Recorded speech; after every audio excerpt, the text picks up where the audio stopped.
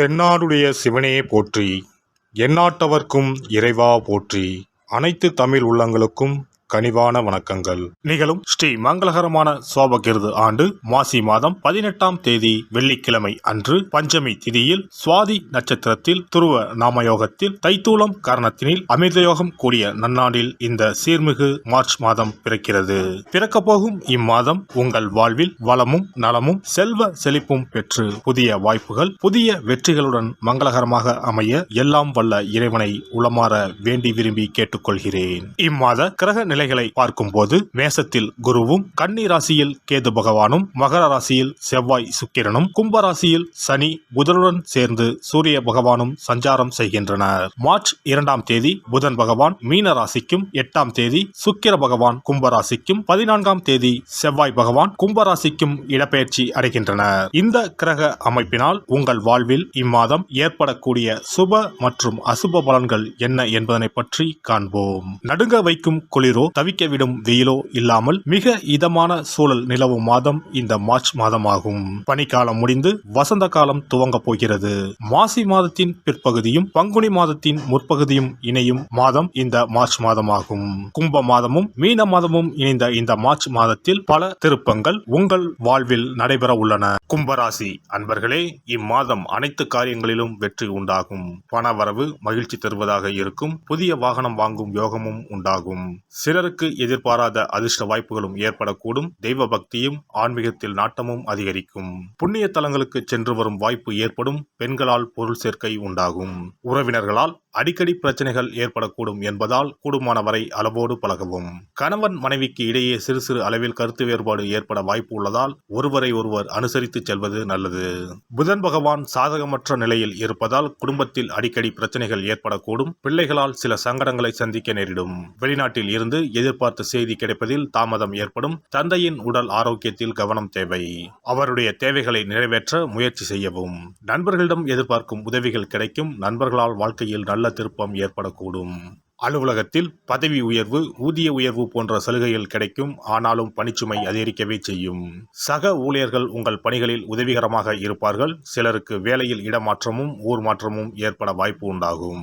தொழில் மற்றும் வியாபாரத்தில் மாத முற்பகுதியில் விற்பனை அதிகரிப்பதுடன் லாபமும் படிப்படியாக உயரும். ஆனால் முன்பின் தெரியாதவர்களுடன் ஒப்பந்தம் செய்து கொள்ள வேண்டாம். ஷேர் மூலம் ஆதாயம் வரும்.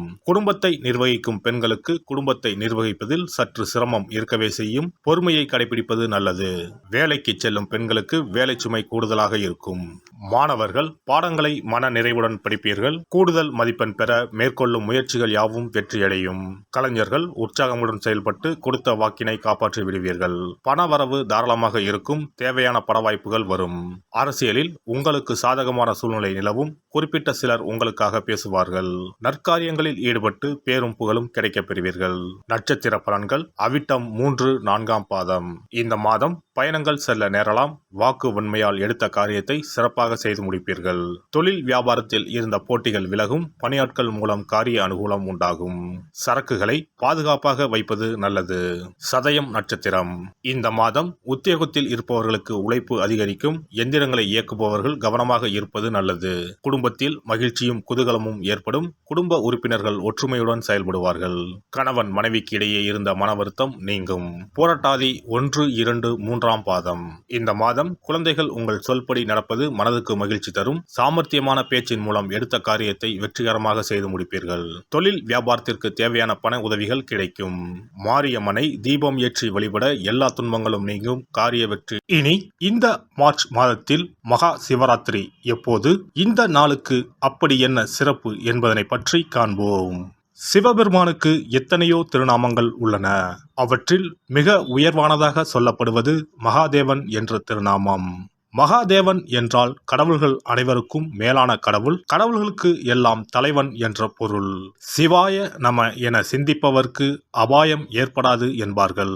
அப்படி கர்ம வினைகளில் இருந்தும் அனைத்து விதமான துன்பங்களில் இருந்தும் விடுபடுவதற்கு சிவனே கதி என சிவபெருமானை சரணடைவதற்கு ஏற்ற நாள் மகா சிவராத்திரி தினமாகும்.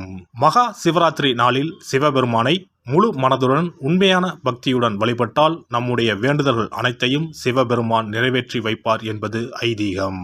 கவலைகள் நீங்கி காரிய வெற்றியை தரக்கூடிய நாள் மகா சிவராத்திரி விரத நாளாகும். சிவபெருமானுக்கு உரிய அஷ்ட விரதங்களில் மிக முக்கியமானது மகா சிவராத்திரி விரதமாகும். சிவபெருமானின் அருளை பெறுவதற்குரிய மிக உன்னதமான புண்ணிய நாளாகும். ஒவ்வொரு மாதமும் தேய்பிறை சதுர்த்தசி திதியில் வருவதை மாத சிவராத்திரி என்றும், மாசி மாதம் தேய்பிறை சதுர்த்தசியில் வருவதை மகா சிவராத்திரி என்றும் கொண்டாடுகிறோம். நாடு முழுவதும் சிவ பக்தர்களால் கோலாகலமாக கொண்டாடப்படும் விழாக்களில் மகா சிவராத்திரி விழாவும் ஒன்று. இந்துக்களின் மிக முக்கியமான விரத நாட்களில் இதுவும் ஒன்று. முப்பெரும் தேவர்களில் ஒருவரான சிவபெருமானுக்குரிய ராத்திரியாக சிவராத்திரி கொண்டாடப்படுகிறது. இந்த ஆண்டு மகா சிவராத்திரி விழா மார்ச் 8ஆம் தேதி கொண்டாடப்பட உள்ளது.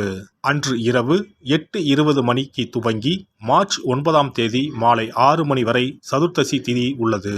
இதனால் மார்ச் 8ஆம் தேதி இரவு 8:30 மணிக்கு பிறகே சிவராத்திரி பூஜை துவங்க வேண்டும். சூரிய பகவான் கும்பராசியில் பயணம் செய்யும் மாசி மாதத்தில் தேய்பிறை சதுர்த்தி நாளில் முதல் நாள் மாலை துவங்கி அடுத்த நாள் காலை வரை சிவனுக்கு தொடர்ந்து 4 கால பூஜைகள் செய்யப்படும். சிவராத்திரி அன்று இரவு முழுவதும் கண் விழித்து சிவ வழிபாடு செய்து அபிஷேகம், ருத்ராபிஷேகம் செய்து சிவ மந்திரங்களை உச்சரித்து சிவனின் அருளை வேண்டி பிரார்த்தனை செய்ய வேண்டும். ஆன்மீகத்தில் உயர்ந்த நிலையை அடைவதற்கும் துன்பங்கள் மற்றும் பாவங்களில் இருந்து விடுபட்டு மோட்சத்தை அடைவதற்கும் ஏற்ற நாள் இதுவாகும். மகா சிவராத்திரி அன்று அதிகாலையில் எழுந்து புனித நீராடி வீட்டை சுத்தம் செய்து பூஜை அறையில் விளக்கேற்றி வைக்க வேண்டும். பிறகு மாலையில் சிவன் கோவிலுக்கு சென்று அங்கு நடக்கும் அபிஷேகம் பூஜைகளில் கலந்து கொள்ள வேண்டும். அன்று சிவலிங்கத்திற்கு பஞ்சாமிர்த அபிஷேகம் செய்வதும் வில்வ அர்ச்சனை செய்வதும் மிக சிறப்பானதாகும். மகா சிவராத்திரி நாளில் எத்தனை முறை முடியுமோ அத்தனை முறை பஞ்சாட்சர மந்திரமான ஓம் நம சிவாய மந்திரத்தை உச்சரிக்க வேண்டும். இது தவிர சிவபுராணம் பாராயணம் செய்வது மிகவும் சிறப்பானதாகும். இந்த நாளில் ருத்ராபிஷேகம் செய்வதும் கோவில்களில் நடக்கும் ருத்ராபிஷேகத்தில் கலந்து கொள்வதும் மிகவும் சிறப்பானதாகும். இந்த முறையில் மகா சிவராத்திரி விரதம் இருந்தால் முந்தைய 3 பிறவிகளில் செய்த பாவங்கள் நீங்கும். மனக்கவலைகள், நோய்கள், வறுமை நிலை ஆகியன நீங்கும். அதோடு வாழ்வில் அனைத்து விதமான இன்பங்களும் உயர்வும் கிடைக்கும். நாம் செய்யும் வழிபாடு, பூஜை ஆகியவற்றிற்கு 2 மடங்கு பலனை தரக்கூடியது மகா சிவராத்திரி விரதமாகும். சிவபெருமானை வணங்குவதற்கும் அவரின் அருளை பெறுவதற்குமே அவருடைய ஆசி இருந்தால்தான் முடியும். அதனால்தான் அவன் அருளாலே அவன் தாள் பணிந்து என்ற அற்புதமான வாசகத்தின் மூலம் நாம் அறிய முடிகிறது. சிவ அருளை பெற வேண்டும் எனில் அது அத்தனை சுலபமான காரியம் கிடையாது. சிந்தையிலும் செயலிலும் சிவனையே நினைத்து ஒவ்வொரு காரியத்தையும் செய்ய வேண்டும். அப்பேற்பட்ட சிவபெருமானின் அருளை பெற எளிமையான ஒரு நாளை பற்றித்தான் இப்பொழுது நாம் தெரிந்து கொண்டோம். எல்லாம் வல்ல இறையருளால் நீங்களும் உங்கள் அன்பு குடும்பமும் உடல் நலம், நீலாயுள், நிறை செல்வம், உயர் புகழ், மெய்ஞானம் ஓங்கி வாழ்க வளமுடன். இந்த வீடியோ உங்களுக்கு பிடிச்சிருந்தா லைக் பண்ணுங்க, ஷேர் பண்ணுங்க அண்ட் சப்ஸ்கிரைப் பண்ணுங்க. பக்கத்துல இருக்க பெல் ஐகானை கிளிக் பண்ணுங்க. நன்றி, வணக்கம், வாழ்க வளமுடன்.